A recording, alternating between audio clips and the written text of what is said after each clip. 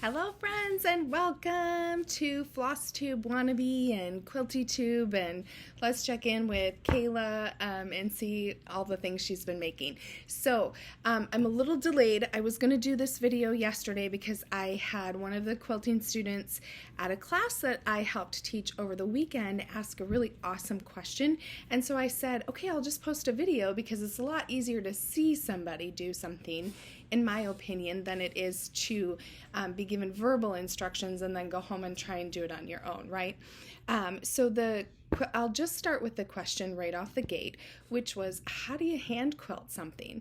So a lot of times, and this was my question too a little while ago, we get so used to quilting on the machine. We can use our walking foots, we can use our free motion quilting, which is one of my favorites, and basically just keep working on putting your quilt sandwich together.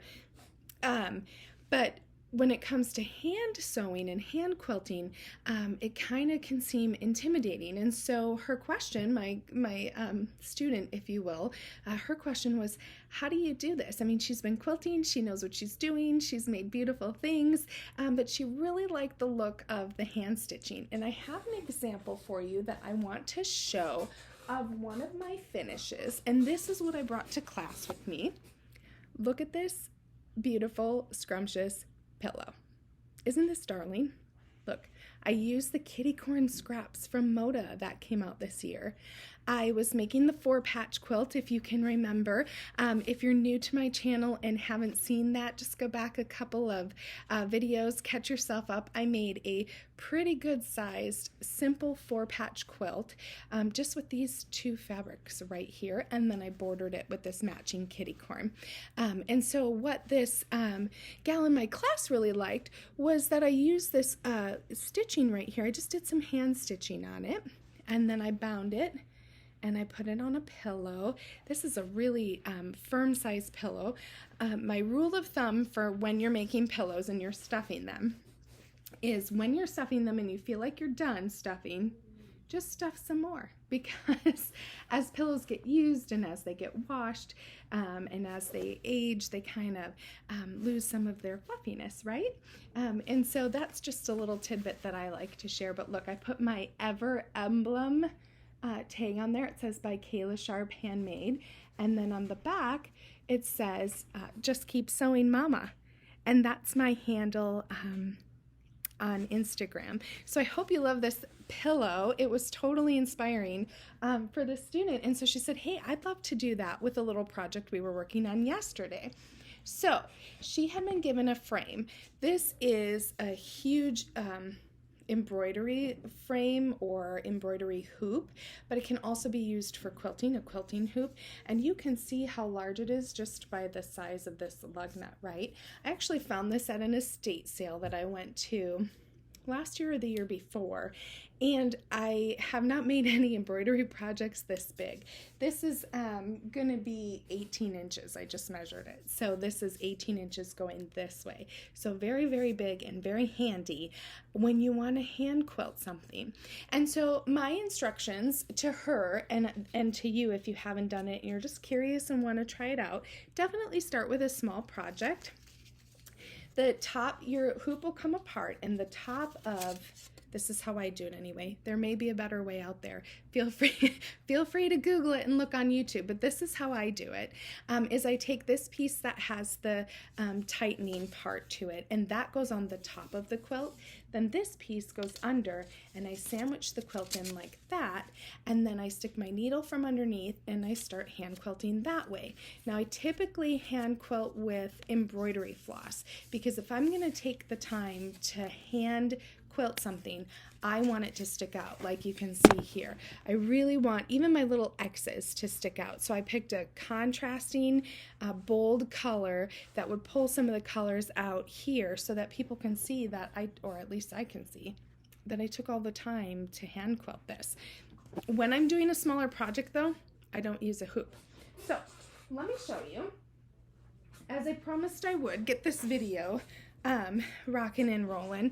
So this is a project, I might have to stand up for this so you can see. This is a table runner I'm working on. And it has beautiful, beautiful fabrics in it. I believe this is laundry basket quilts fabric. And so I had a giant, probably 22 fat quarter bundle that was aging appropriately in my vintage English dressing table that I like to store all my favorite fabrics in. But all good things must be used. And so I wanted to kind of bring some life to this, and look at the hand stitching that I've done on there. Because it's a star shape, I really wanted to echo the shape. And so you can kind of see. And then I'm just finishing up these last few stars. And so I thought, since this is a relatively smaller project compared to a quilt, I just tend to work like this. I'm going to see if I can point this down a little bit. Pardon my super duper messy sewing studio slash master bedroom, because I have been crushing out some projects. I have some exciting news to share with you all. I was offered to work at a quilt store, a brand new quilt store that is opening in Tenino, Washington. That's Washington State, in the United States, and I am so stinking excited. I went there to help out for pre-opening and helped unbox 50 boxes of bolts of fabric. All brand new, new lines, exciting, anything you could have ever hoped for or wanted. It's all in there. The name of the quilt shop is Shiplap Quilts and Coffee House, and I am so excited. I'm excited to have in-person, real life quilting friends that I can talk to and learn from. I'm excited to meet other people that are passionate about quilting, because quilting's a huge deal in my life. And so I'm really excited about that. So because I started there, in addition to doing, patient care full time, I've been extra super busy. Plus the kids started school this week, and my freshman is playing football for his local high school. And so there's lots of stuff going on. So let me tilt the screen back down, and hopefully you can see. What I've done here is I've thread a super long needle, the longest one that you have, with some DMC floss, but you can use any type of floss, or even a thicker, heavier weight sewing thread would be fine too. And I'm coming up from behind, and I'm just kind of making sure that where I start is where I want to be. And when I'm doing a star or a shape that has a point like flying geese or something like that, I really want to start right here in this corner. And so I'm going to pull it all the way through. And then I'm just going to use my hands to kind of bunch up the fabric a little bit. And I'm always going to keep my left hand, because I'm right-handed, on the bottom. And so as you can see here, I'm just going to go in about 1/4 of an inch and up on the needle, and then down again, and then up again. And I'm only ever going to do two stitches per needle pull. And then I'm going to pull it all the way through. And I'm going to keep trucking along that way. I'm going to try and keep my stitches in a straight line and try and keep them as consistent as I can. So this is definitely not a beginner's tutorial on how to do this. I don't think my camera angle isn't very good, but I just wanted to take some time to kind of do this on camera and share it with you all, in case this was something you did want to try, or maybe you are putting a lot of stitches on your needle and it's not working for you. Maybe you had some questions about thread length. So let me show you how I'm doing my corner. I came right to the corner of my star. I'm going to pull right through my 2 stitches. Then I'm going to turn my quilt that I'm working on, just because it's a smaller size. I'm going to get myself going in the right angle, because I find that when I'm going this, if I'm trying to sew any way but right to left, then I get really crooked. So this is just a little thing that I do. So again, I met myself right at that point, and I'm kind of pinching the fabric, as you can see here, with my hands, and I'm going in and out. Now, one thing I learned from Adita Starr today from Laundry Baskets Quilts, as I was watching one of her videos, and she said, and I love this, be careful not to put too much thread on your needle. You don't want to have like a super long strip of thread. So what she does is she goes from her hand to her elbow about 12 inches, and then she cuts, and she just works with that. And the reason, and I love this, is because she says your thread can wear out. And so that's interesting because you are pulling through all this quilt sandwich, right? These 3 layers. So I have my quilt top, my batting, and my quilt backing all in here. And I'm gonna go. If I get a little close to the edge or a little uncomfortable, I'll just bury that needle right to the back, just like this. And I'll just come up this way. So again, not the best camera angle, but just wanted to kind of talk with you while I stitched and just let you put some eyes on if it's something that you wanted to try. Maybe you have a few extra tips that you could share with me, in which case I would love to hear it. Here's another quick tip. This stitch length in between where I was underneath the fabric is too long. And so I'm just gonna kind of back stitch, essentially is what it is. It's an embroidery back stitch. I'm just gonna come back through this way because I want it to look as uniform as I can. See, I did it again. Sometimes if you don't pinch this fabric enough, you're not getting small enough stitches. But that's okay too, because it's a learning process. And it gets a little hard the closer you get to your 1/4 inch seam, so just keep an eye on where you're pressing. So I just wanted to show that example for the gal that was in my class. I had an absolute blast. We worked with half square triangles and made all the wonderful things that you can make with half square triangles. In 2019, I was telling that the gal that owns the quilt shop, the new one, I said in 2019 I did year of the half square triangles, and so the majority of everything that I made quilt wise was all half square triangle quilts, so it was really fun. Okay, let's move on to finishes. I have so many finishes because I was trying to like blast this out for the quilt store. I was trying to wrap up some stuff for my floss tube. So let's start with floss tube finishes. I am going to show you the piece that I am most proud of just because I love the way that it turned out. Look at my finish. So again, this is a Veronique engineer pattern, and she has a book on Amazon that I purchased. I also saw one of her books at Joann Fabrics and had purchased that one as well. I made these little 2 elves. This is my Floss Tube Wannabe because I have all sorts of mistakes down here. It's supposed to be wrapping paper. And I finished it with this beautiful fabric. I believe it's a motif fabric. I bought it in a fat quarter bundle a couple years ago. This is some vintage lace that I got from a friend that used to be her grandmother's. So I made myself just a traditional loop right there. This little type of pom-pom ribbon actually came from a scrapbooking kit that I found at a local resale thrift store. They had like stamps and cardstock and printed paper in it, but they also had some ribbon in it. And so I thought, wouldn't that be cute? It isn't wired, and so it's kind of hard to manipulate, so I just decided I was going to wrap it really tight and just keep going with that hot glue gun until it closed and looked like a bow. So I hope it looks like a bow for you. And then again, a vintage button. Just the little details on those buttons, it just makes me so happy. When I had originally put my fabric onto this, I had cut a 2-inch strip, and it looked a little ill-proportioned to such a small cross-stitch project, even though it's really detailed. I believe I did this on 18 count because it's looking a little tighter than what I normally do.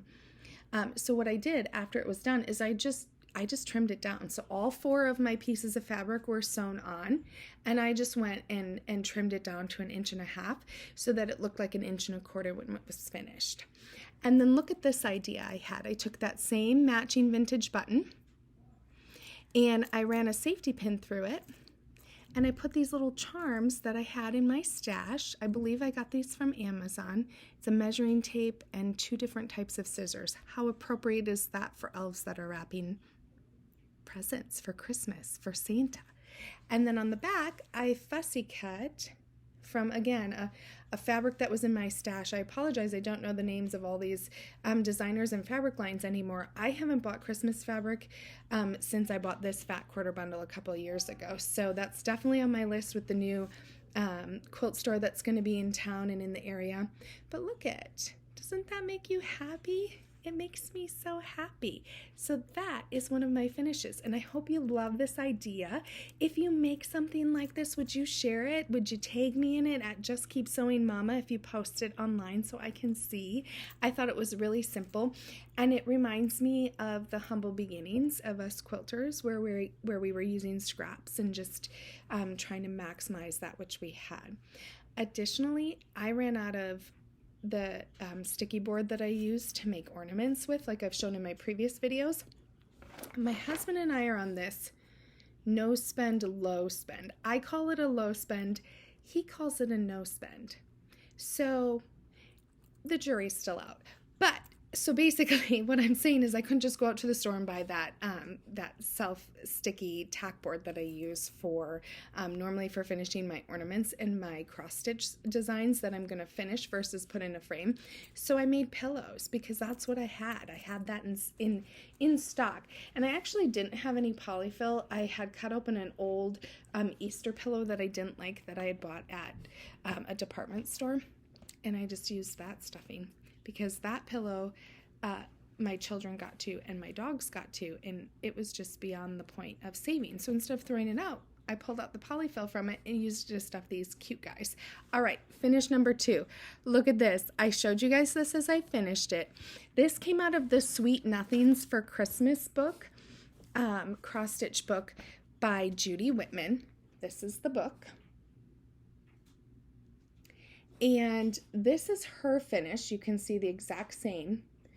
But I thought it was a little not my style to use the hunter green, and so I switched it over to here.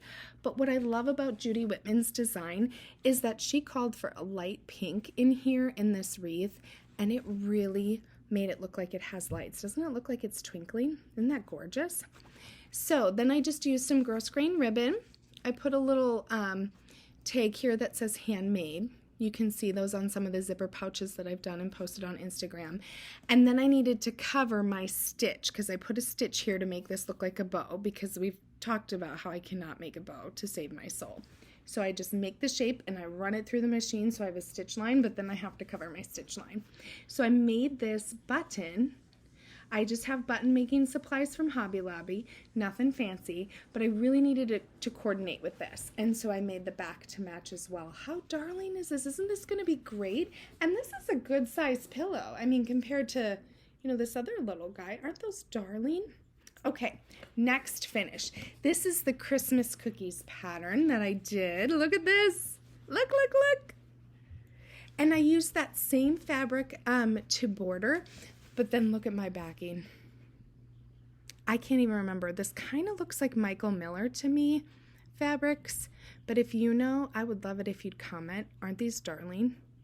Look at these little girls. I'm a sucker for retro prints. I can do reproduction prints from 18 and 1900s. And I love those. I love the modern prints that are coming out. I've got a few I can share with you today. What I really, really love are these retro prints. Look at how cute that is. So this is a good size because I gave myself a whole lot of inches here.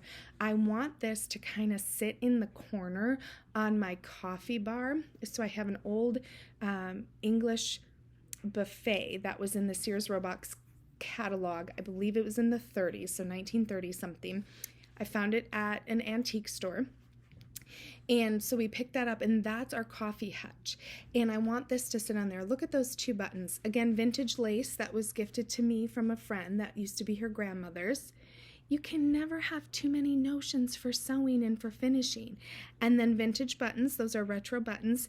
It totally hurt my feelings to cut those buttons off the card because they were still on their cute little vintage card, like actual vintage, not reproduced. But I needed to use it. And I even left the little staples in there, as you can see, that were holding it to the card. I think it just adds it just adds something. And then I put this little brown in here to kind of tie in from the cookies. So again, this is a wannabe because this bowl was supposed to be this color. I did not use the DMC called for colors on this pattern. I know you're shocked. I usually rarely use called for colors, but these are my 3 cross-stitch finishes of my finishes. How cute is that? I love it. Okay, and then I had one more cross-stitch finish, which came, Let me see if I can hold this up just a little bit better. Probably not, but let's see. Like that. So you can see all my hoop marks. I apologize I didn't iron it. But look at this. This is just greenery, Christmas greenery. But what I loved about it, it was done in blue, red, and green versus just red and green. And so I got this, again, out of that Veronique Engineer book, The Magic of Christmas to Cross Stitch. This is it. And it's in here. It's gorgeous. And I thought, what a quick make that would be. And really, I made this in a day, so this was super fun for me. So I can't wait to starch this on the back, press it, and turn it into something wonderful. But I think I'm going to turn it into a smaller ornament. I want to kind of really cut it down just a little bit, maybe an oval ornament. So that's kind of my goal with this one. What do you guys think? Oval ornament? I just think it would be more appropriate because of its shape. It's just an elongated shape of greenery, but all those details with all those skip stitches in there, it sings to my heart. It's gorgeous. Her variation, she has 3 different colors of blue that she calls for in there. I did not use the called for DMCs that are in the pattern. I just picked whatever looked good and made me happy. Sometimes that works out, sometimes it doesn't. So that's my last cross stitch finish. Let me show you some progress I'm making quickly for my last cross stitch item on Autumn Wish, and this is a pattern by Cherry Hill Stitchery. Look at, here's my progress. I finished the pumpkin and I started the vines and some of the leaves. It's going to read, "May our lives be full of thanks and giving." And so this is my finish. It took me 2 days to do that pumpkin, and even the pumpkin really isn't even done because I got to fill this little bit in. But I started here, then went down to my lettering, and then cut back this way and tried to fill this all in. I didn't use called for colors, but I wanted it to remain very autumny, and I did love the white pumpkin, which is why I bought this. So this was a pattern that I purchased a while ago from Cherry Hill Stitchery, and I got it on Etsy. It was a PDF download. I love those. It's like instant gratification. I spend a few bucks, I get to support a local stitcher and pattern designer, and then I get my pattern right away. I could like start on it in minutes. Fantastic. I love it. Okay, so that's it for my cross stitch. And the reason that's it is because I was a lean, mean sewing machine. Let me kind of breeze through some of these. You let me know what you want to see more of, or if I didn't describe something very well, or if you have some questions on any of these projects, because I just kind of want to hold them up and kind of move through them. So my first independent make was this little zipper pouch. This Hexagon fabric I purchased off of Etsy, but I just love it. It's retro. Look at that. Small waist, full skirt. It has all your sewing notions. And then look at this zipper. Look at how cute that is. It's an actual metal zipper, and I got it from Sunny Day Supply. Just went to their website and I ordered. It's amazing. I got quite a few of them. Some have apples on them, ribbons, bows, just different things. Some of the zippers even have print on them to match some of the fabric. So when I finish that project, I'll be able to show you. But I was a little frustrated because I decided to use my fancy zipper, and then something happened with my stitching here. I don't know what, but it kind of looks a little wonky. So it's definitely not like retail worthy, but look at that cute. I think this was the apricot and ash line that I used for the lining. But this is just like my favorite. These things are my go-to. Man, I stick all sorts of stuff. When we're traveling, I have a few in my car. I put some of my English paper piecing to go sewing projects in here.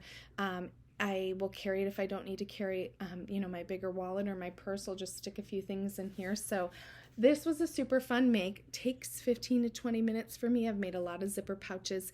If you want some more inspiration, you're welcome to look on my Instagram page. I have made a lot of zipper pouches. So that was that project. Then along the lines of hand stitching, I finished hand quilting my second Nora quilt. So I showed you the first one. Nora quilt was a quilt along that I did.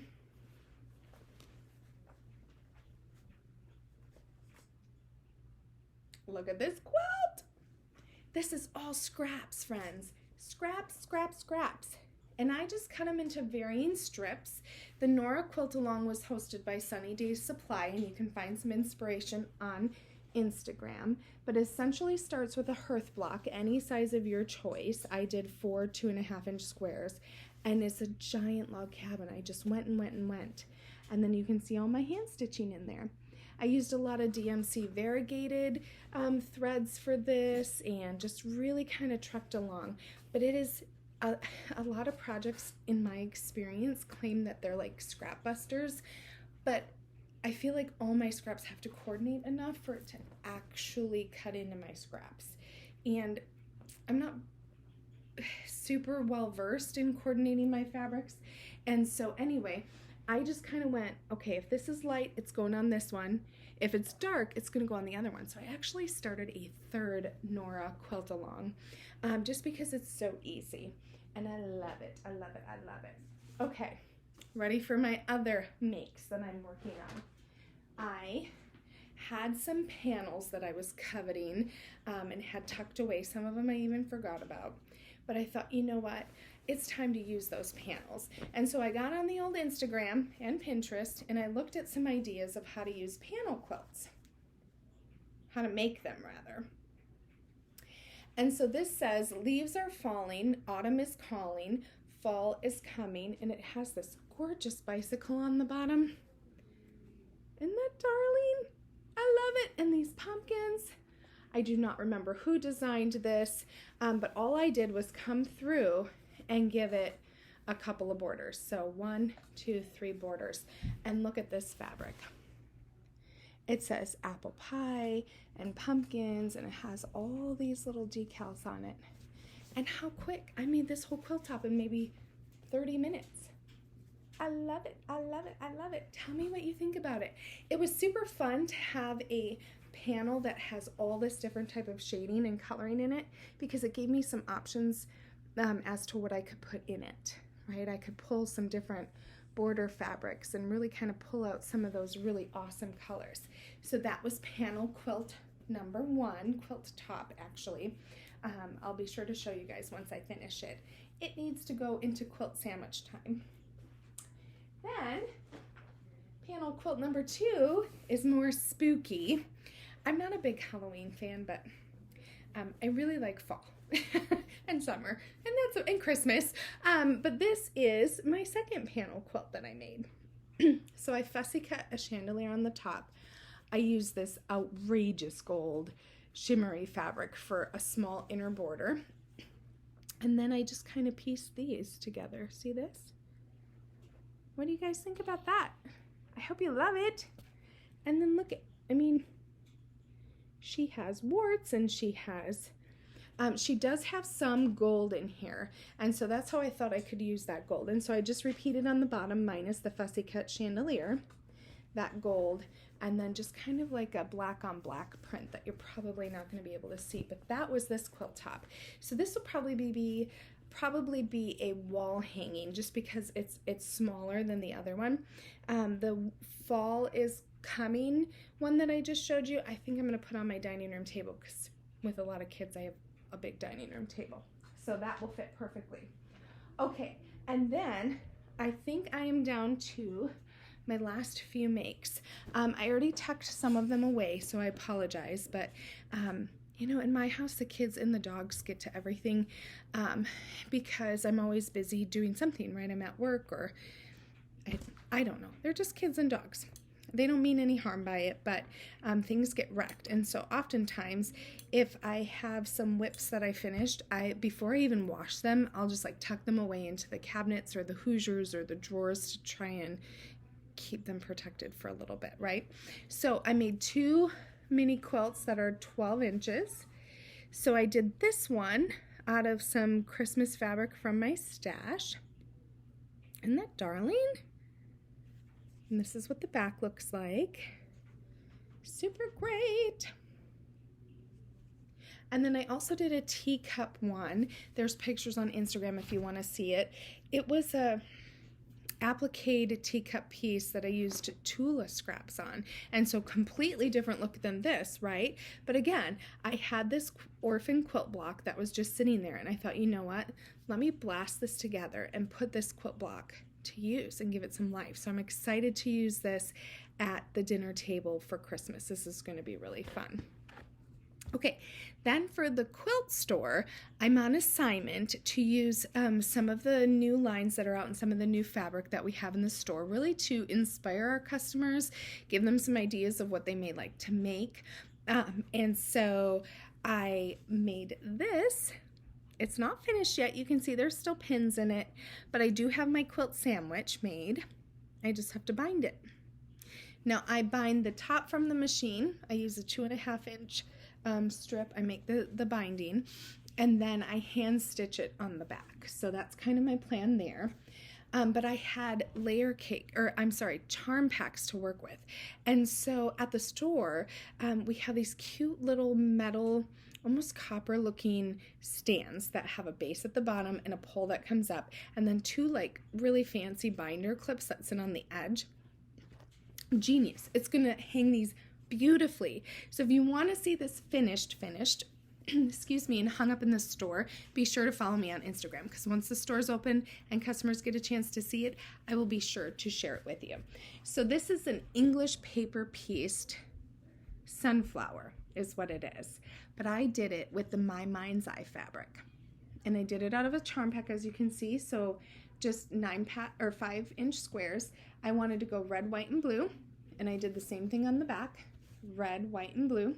So just a simple 9-patch. Anybody can make this for a backing. And then I used the starter kit to make this sunflower. This is English paper pieced. It's a design by Sue Daly. And I am in love. Look, I did some hand stitching in some dark blue there. This is gorgeous. It is so amazing. And I always love fabric that has writing on it, and any type of script or wording or whatever. And then in this line, this My Mind's Eye, it has some of these as well. So they have it in red and white and blue. And so what do you guys think of this? Isn't this gorgeous? I love English paper piecing. I would do that exclusively if I could hand stitch faster, but I can't. Okay, second mini quilt for the quilt store. Ta-da! So again, still got to bind it, but this has been quilt sandwiched and quilted. This I did, I used my walking foot and I did some straight line quilting. There's kind of a glare. There we go, that's better. I started with a 2.5-inch strip. This is a log cabin block. One giant block. I used a 2.5-inch square to start, and then I cut 1.5-inch strips. And can you believe I got this length out of one charm pack? It shows you what you can do with it. What I ended up doing was just piecing my 1.5-inch strips together so that I could get the length. And then I stopped at a size when I ran out of the yellow in the charm pack, because I really wanted to create this contrast. I think next time when I create the block like this, I'm going to omit the white and just have this backwards L be blue, and then continue this with the yellow like that. I would love that if I do that again. So what do you guys think of this? I thought the 1.5-inch strips would really give it some TLC and some love. And so we've just got a 16 patch here. Not completely even for a backing. As you can see, you've got a 5-inch square here. But what I did is I just centered this on the back, on the front of the 16 patch to try and make sure that these ones were even, sort of symmetrical. I'm not a big, huge, advocate for symmetrical. I think sometimes things just look handmade, right? Because they are.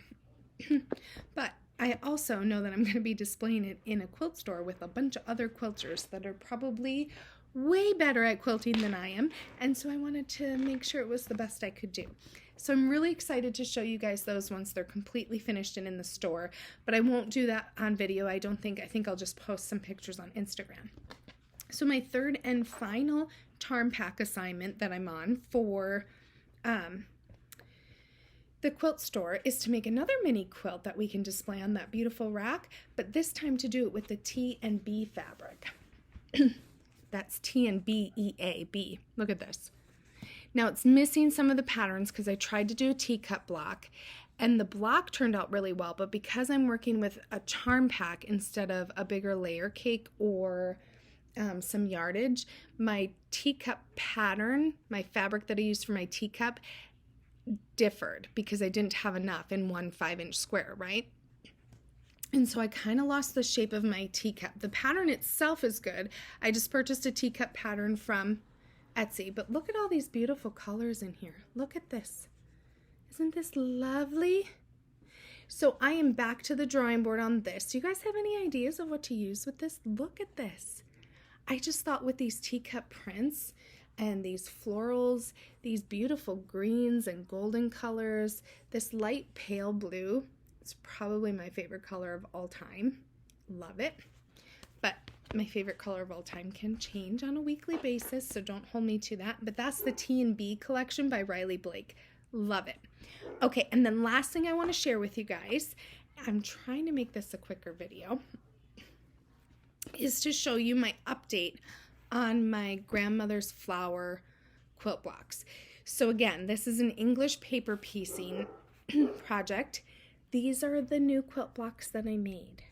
I know they look really ratty, but I want to show you them. They're so pretty. Look at this. Sorry, my dogs are barking in the background. So I just want to give you an update. So this I'm doing completely with scraps.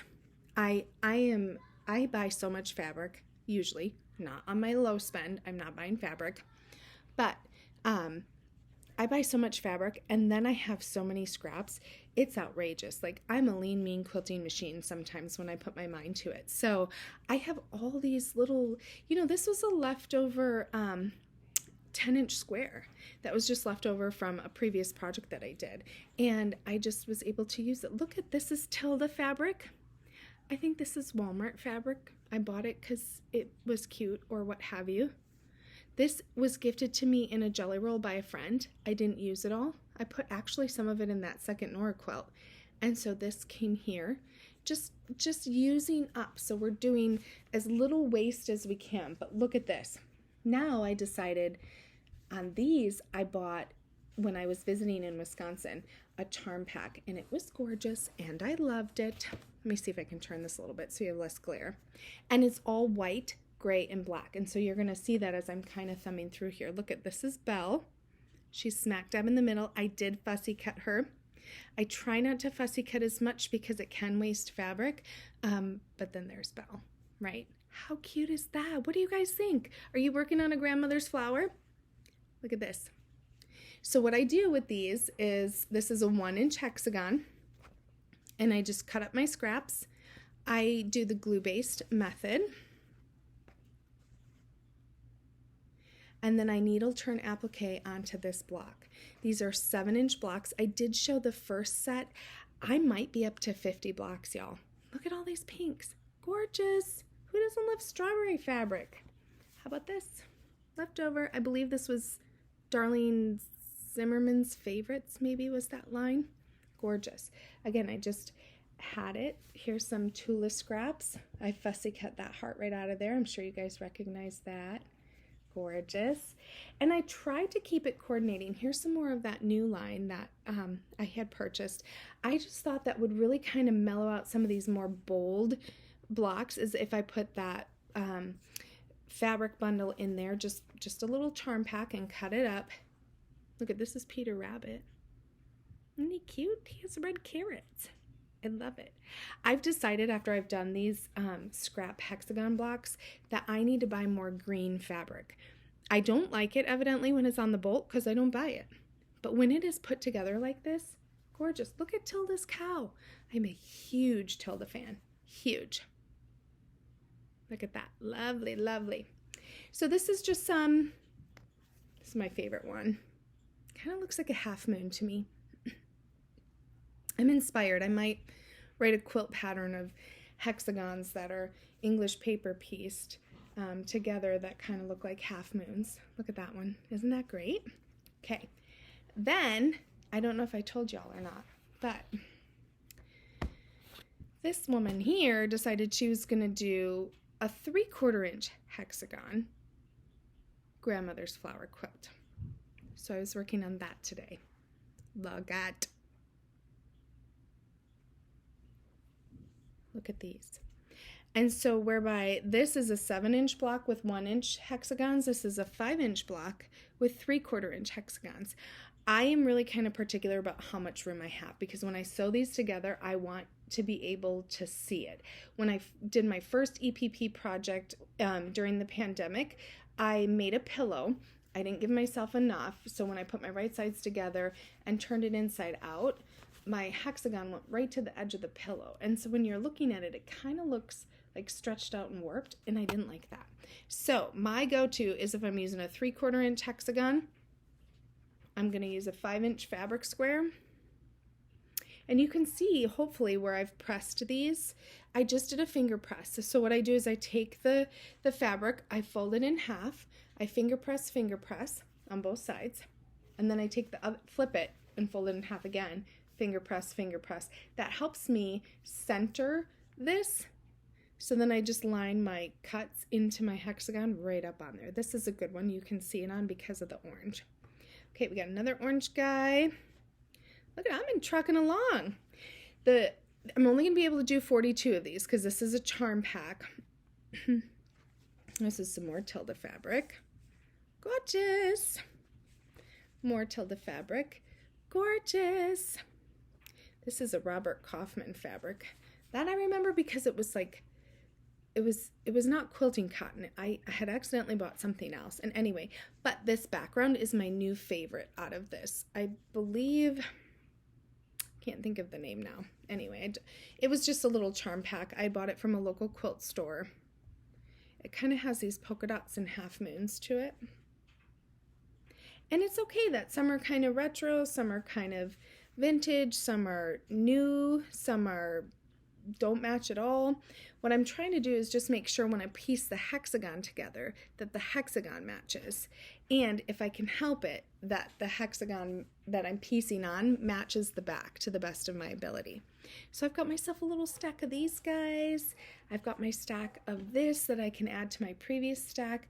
I was hoping for 100, but I don't think I have enough of this background fabric. This was quite honestly just some cheap fabric. I think I maybe got it at a thrift store or somewhere, Joann's maybe, but you can see through it. And it's framed pretty bad because I haven't used it. It's kind of like a khaki / peachy color, and so it's really, I really didn't have a use for it. But when you're putting all these bold and blazing, blocks on there, it's really, really important that I had a neutral background to keep it all together. So anyway, those are my finishes. I hoped you loved them. Thank you for watching. Please subscribe, hit the notification button, leave me a comment. I do read them. I do get back to you. Happy stitching and sewing, and everyone stay safe. Bye.